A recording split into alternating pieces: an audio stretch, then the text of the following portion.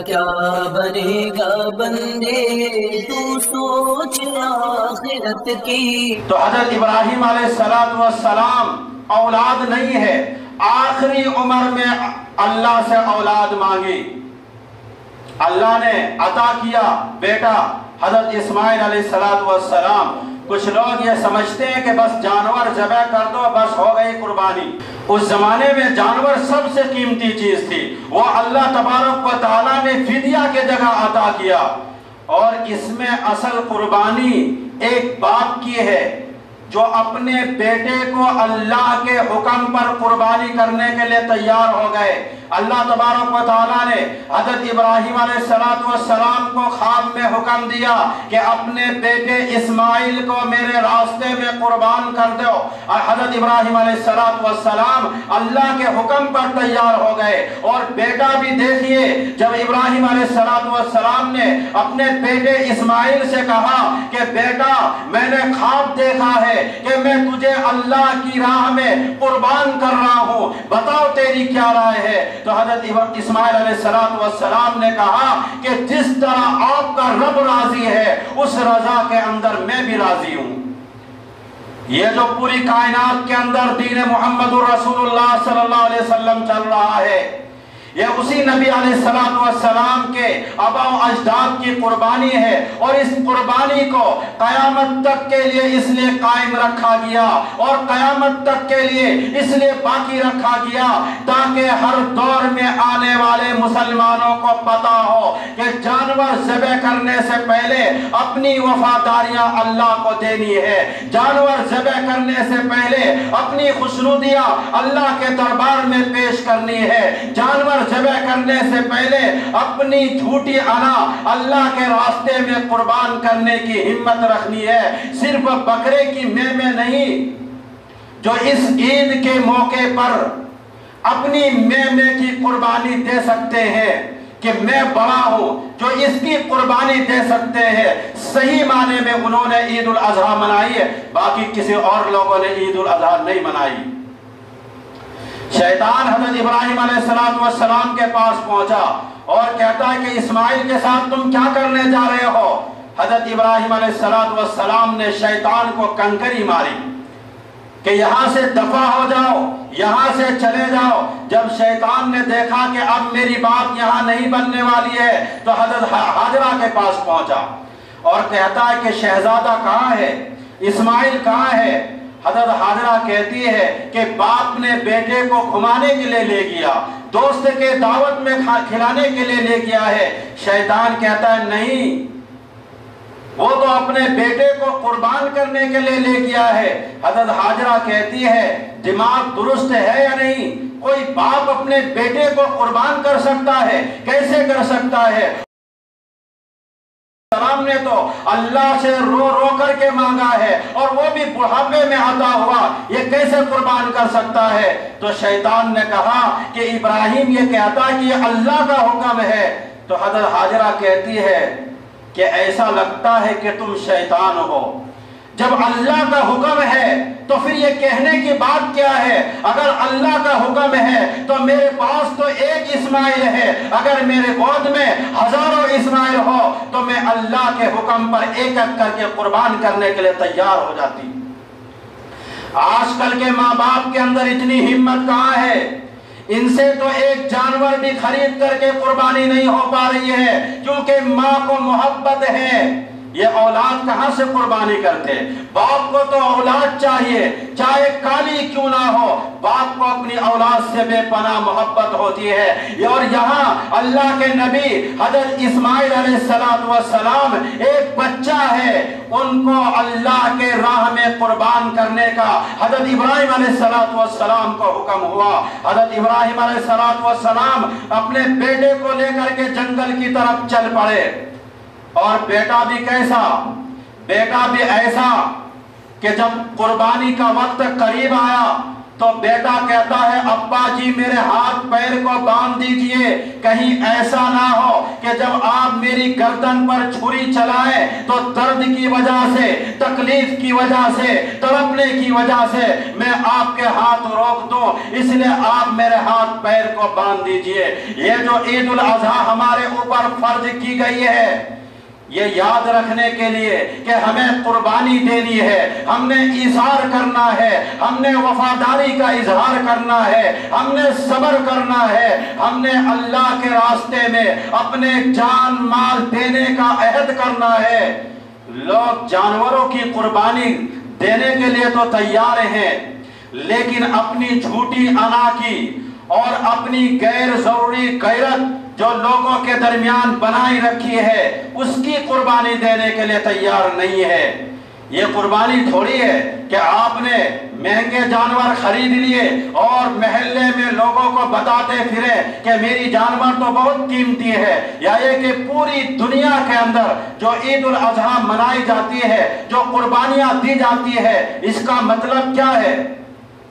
اس کا مطلب یہ کہ جو بندہ قربانی دے رہا ہے ان کو اللہ سے بے پناہ محبت ہے، وہ اپنا مال اللہ کی راہ میں خرچ کر رہا ہے اور قربانی کا گوشت ان غریبوں میں تقسیم کر رہا ہے جن کو یہ قیمتی چیز کھانے کو بہت کم ملتی ہے۔ اور عید الاضحیٰ کا مطلب اپنے دل کے اندر اس جذبے کو، سنت ابراہیمی کو بار بار دہرائیں کہ الہ العالمین جس چیز کا آپ نے کرنے کا حکم دیا اور جن چیزوں سے آپ نے رکنے کا حکم دیا، ہم ان چیزوں سے رک جائیں گے، اور جن چیزوں کو آپ نے کرنے کا حکم دیا، شریعت نے حلال طریقے سے ہمیں کرنے کا حکم دیا، ہم ان کاموں کو کریں گے، اور جتنے لوگوں کو جوڑنے کا حکم دیا ہم ان کو جوڑیں گے، اور جتنے کرواہٹ لوگوں سے دور کرنے کا حکم دیا ہم اس کرواہٹ کو لوگوں سے دور کریں گے۔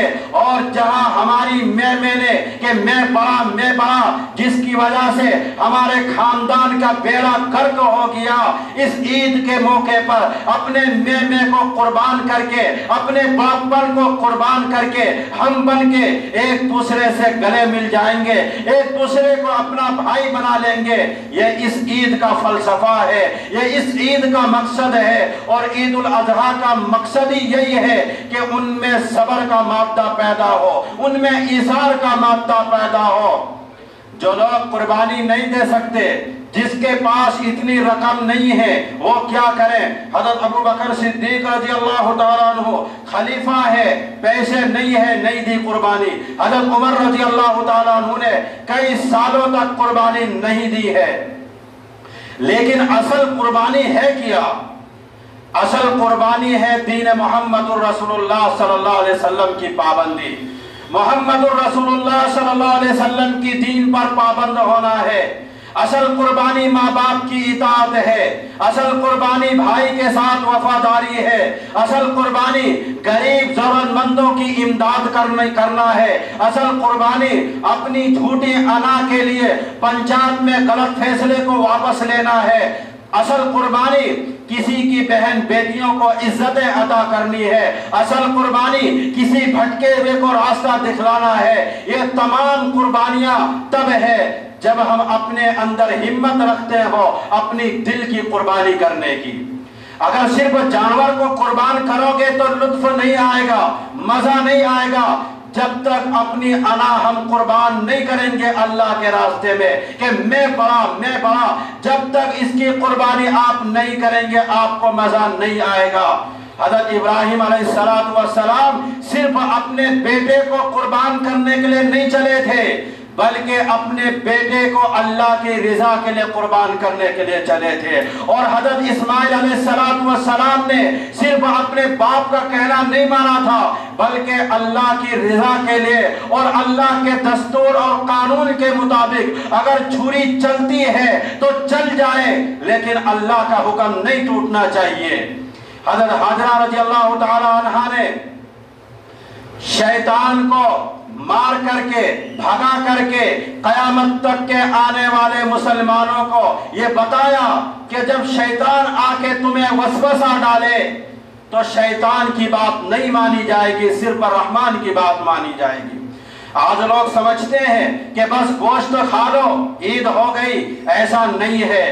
इस ईद पर अहद कीजिए कि अपनी मेमे की भी कुर्बानी देनी है, अपने झूठे गुरूर की भी कुर्बानी देनी है, जिसकी वजह से बहुत सारे रिश्ते टूटे हुए हैं, जिसकी वजह से बहुत सारे काम बिगड़े हुए हैं। आज लोग कहते हैं कि घरों में खुशियां नहीं है, घरों में सुकून नहीं है।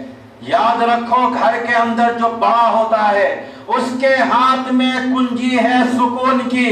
अगर वो चाहे तो एक दिन में घर के हालात को ठीक कर दे, अगर वो ना चाहे तो सारी जिंदगी घर के हालात ठीक ना हो, अगर वो ना चाहे तो सारी जिंदगी घर के अंदर खुशियां ना आए। तो लोग यहाँ कुर्बानी देने के लिए तैयार नहीं है। और कुर्बानी उन तमाम लोगों पर फर्ज की गई है जो साहिब निसाब हैं, और कई सारे साहिब निसाब ऐसे हैं।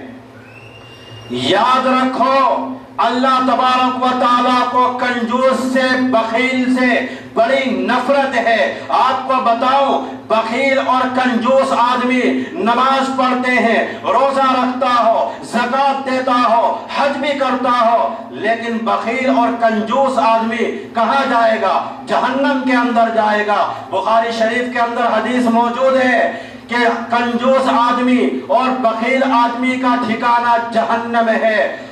और अगर कोई गरीब आदमी 10 रुपया भी सदका करता है, हदीस मौजूद है कि उसका ठिकाना जन्नत है। लेकिन कोई बखील आदमी, कंजूस आदमी कितना ही मुत्तकी परहेजगार क्यों ना बन जाए, अल्लाह तबारक व ताला उसको जहन्नम के अंदर डालेंगे। और जो रिश्तेदारी के अंदर भी कंजूसी करे, यानी कता रहमी का रिश्ता कायम है, तो क्या हदीस के अंदर आता है, ला यदखुलुल जन्नत काते, कि कता रहमी करने वाला जन्नत में नहीं जाएंगे। तो आपकी मुत्तकी परहेजगारी कहाँ गई?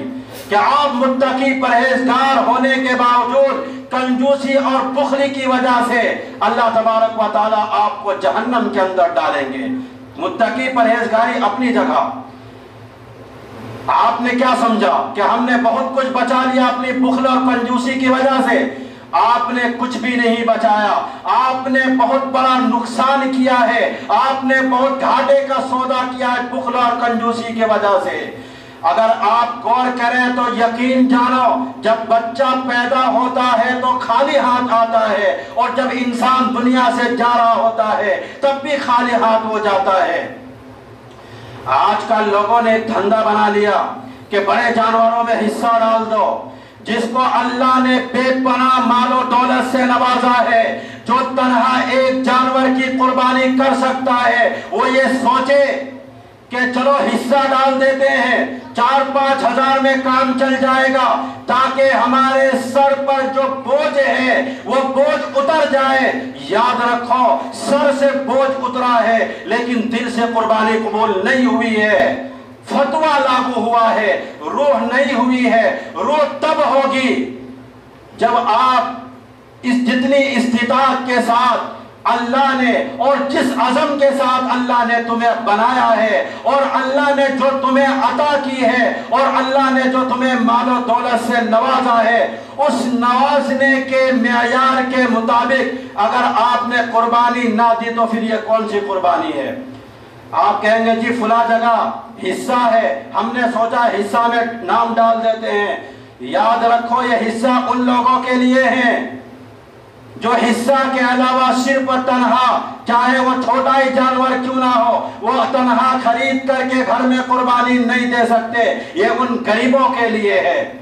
लेकिन जिनको अल्लाह ने करोड़ों रुपए से, लाखों रुपए से नवाज रखा है, और इतना नवाजा है कि घर के अंदर हर एक साहिब निसाब है, तो याद रखो हर एक पर कुर्बानी वाजिब है। अगर आप ये समझते हैं कि एक जानवर खरीद करके ले आते हैं और कुछ पैसे 100-200 किलोमीटर दूरी पर भिजवा देते हैं ताकि वहां भी कुर्बानी हो जाए और हमारे 40-50 या लाखों रुपए का फायदा हो जाए, लाखों रुपए बच जाए, तो आपने पैसे बचा करके कोई कमाल नहीं किया। अगर आपका दिल मुतमईन है तो कीजिए। ہر آدمی اپنی ظاہری حالت کو بھی جانتا ہے اور اپنی باطنی حالت کو بھی جانتا ہے، اور ہر آدمی یہ بھی جانتا ہے کہ میری مالی حیثیت کیا ہے۔ اگر حصہ لے کر کے آپ کا دل مطمئن ہے کہ واقعاً میرے پاس اتنے پیسے نہیں تھے کہ میں تنہا ایک جانور خرید کر کے قربان کر سکتا تھا، اور میں حصہ لے کر کے بالکل مطمئن ہے، تو پھر آپ کیجئے۔ لیکن اگر آپ نے یہ سمجھا کہ میرے ذمے سے فرض اتر گیا ہے اور میرے پیسے بچ گیا، تو آپ کے دل کے اندر چور موجود ہے، دل کے اندر چور موجود ہے۔ قربانی کے اندر بھی ہیرا پھیری ہے۔ قربانی تو نیتوں کا نام ہے، قربانی کا معیار نیتوں پر ہے۔ اللہ تبارک و تعالی کو ضرورت نہیں ہے کہ حضرت اسماعیل علیہ السلام کی گردن پر چھری چلے، اور اللہ کو یہ بھی ضرورت نہیں ہے کہ حضرت ابراہیم علیہ السلام کی نیت کو جانچا جائے۔ ایسا نہیں ہے، بلکہ اللہ تبارک و تعالیٰ نے قیامت تک کے آنے والے مسلمانوں کو دکھانے کے لیے اور یہ بتانے کے لیے کہ جب میں نے اپنے نبی کو یہ حکم دیا کہ اپنے بیٹے اسماعیل کو اللہ کی راہ میں قربان کر دو، تو میرے نبی اس کام کے لیے بھی تیار ہو گئے۔ تو یاد رکھو، جو میرا بندہ ہوگا وہ میری محبت میں کسی بھی حد تک جا سکتا ہے۔ اس لیے یہ قربانی کا فلسفہ ہمارے سامنے رکھا ہے۔ کس نے یہ کہا آپ کو کہ صرف جانوروں کو ذبح کر دینے سے قربانی ہو جاتی ہے؟ قربانی کو زندگی کے ہر معیار پر لانا ہوگا۔ حدیث میں کیا آتا ہے کہ جو اپنے لیے پسند کرو وہ اپنے بھائی کے لیے بھی پسند کرو۔ یہاں تک کہ اگر دسترخوان کے اندر دو آدمی بیٹھا ہے اور دو ہی روٹیاں ہیں، ایک گرم ہے، آپ کے دل میں ہے، آپ یہ سوچتے ہیں کہ یہ گرم روٹی میرے حصے میں آ جائے، تو شریعت کہتی ہے کہ یہ گرم حصے اپنے بھائی کو دے دو جو اسی دسترخوان میں بیٹھا ہے، تاکہ پتہ تو چلے آپ کے اندر جذبہ ہے قربانی کا۔ جن چیزوں کو آپ اپنے لیے بہتر سمجھتے ہیں وہ اپنوں کے لیے بھی بہتر سمجھے۔ جس آنے والے نقصان کے متعلق آپ خبردار ہونا چاہتے ہیں، اس سے آپ اپنے پڑوسیوں کو بھی خبردار کر دیں، اس سے آپ اپنے پڑوسیوں کو بھی خبردار کر دیں۔ اور جس مصیبتوں سے اور جن پریشانیوں سے آپ بچنا چاہتے ہیں، اور اسی طریقے دوسروں کے نقصان پر خوشی ہونے کے بجائے ان کو باخبر کر کے خود ان کا ساتھ دے، خود ان کا تعاون کرے، یہ اس قربانی کا فلسفہ ہے۔ اللہ تبارک و تعالیٰ نے یہ عید اس لیے ہمیں عطا کیا، اور عید الاضحیٰ کے موقع پر جن کو اللہ تبارک و تعالیٰ نے بے پناہ مال و دولت سے نوازا ہے، وہ اس قربانی کے دن میں، وہ اس موقع پر اپنا مال پوری خوش دلی کے ساتھ، پوری فراخ دلی کے ساتھ خرچ کرے۔ جن کو اللہ نے نوازا ہے وہ سستے جانور اور حصے کو تلاش نہ کرے۔ یہ حصہ ان لوگوں کے لیے ہے جن کے پاس پیسے کم ہیں، یا یہ کہ وہ غریب ہیں، مجبور ہیں، لیکن اس کے اندر بھی قربانی کا جذبہ ہے، قربانی کا شوق ہے۔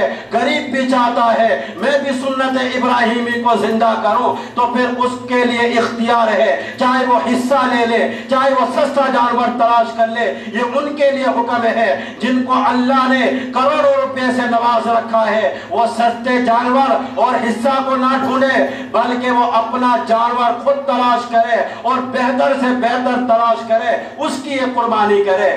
پھر اس میں فرق ہی کیا رہا کہ ایک غریب بھی 5,000 میں حصہ لے رہا ہے، جس کے پاس کروڑوں روپیہ ہے وہ بھی 5,000 کا حصہ لے رہا ہے۔ تو میں اس مالدار سے پوچھتا ہوں کہ آپ نے کون سی قربانی دی ہے؟ اصل قربانی تو اپنے نفس کی قربانی ہے۔ تو مالدار کو اللہ آزماتا ہے، دیکھنا چاہتا ہے کہ اپنے وسعت اور طاقت کے مطابق وہ جانور کی قربانی کر رہا ہے یا نہیں کر رہا ہے، یا یہ کہ بس حصہ ڈال کر کے کام چلا رہا ہے۔ تو آپ خود سوچیں کہ اس غریب میں جو 5,000 دے کر کے حصہ ڈالا، اور اس کروڑوں روپے لاکھوں روپے والے جنہوں نے 5,000 دے کے حصہ ڈالا ہے، دونوں میں کیا فرق رہا؟ کچھ بھی نہیں۔